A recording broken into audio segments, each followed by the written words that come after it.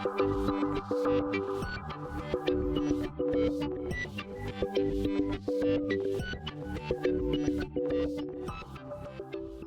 get a lot of questions about what kind of watercolors you use, how do you get your paint to be so vibrant, and I'm just going to show you a little today about what kind of paint I like. Everyone should do their own exploration and just find out what works best for them, but these are the ones that I've liked and that work best for me. So first of all, this is my Winsor and Newton half pan set. This is what I use for everything basically, and then as I open it up, you can see how I mix everything here. I usually have like pink tones on one side, greens, blues and purples, and just like random stuff. You should probably clean this as often as possible, but I kind of leave it there because I like my combinations. So this is probably the paints I use the most. There's a bunch of really good brands, but this is just the one that I have and that I like. You can also use concentrated watercolor, which these are Dr. P.H. Martin's. I discovered these about 2 years ago, and they've been my favorite. You also need to mix these up with your half pans. They're kind of intense if you use them on their own.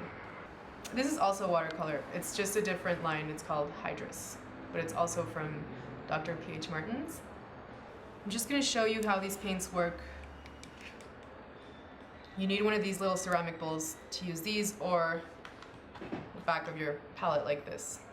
So here I mix up this set with these to create different kinds of tones. And I'm going to show you how extreme these radiant concentrated watercolors are. You just need a little drop like that. They're really intense. So I just clean my brush, and this is basically direct. So this is a really vibrant color. I would usually mix it up with, let's say, an orange or half pan set. Just kind of make up our own color here.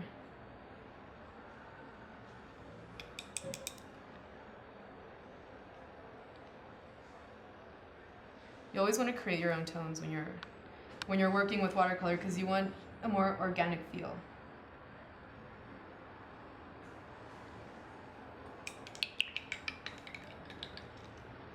So this is how radiant it can get with these Martin's concentrates. And these Winsor and Newtons are really good, but they're not as vibrant as the concentrated ones. See? You can add a bunch of paint, but they will never be quite as radiant.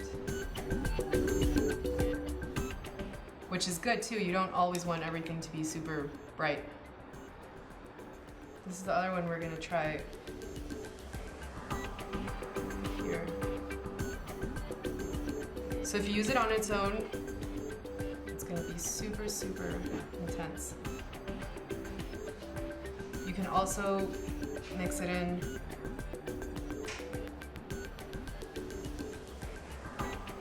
with some wet paint underneath to create a new tone.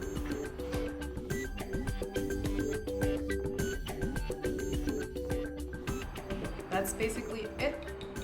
Just try out as many paints as you can, as many paints as you can find, until you find whatever you're comfortable with.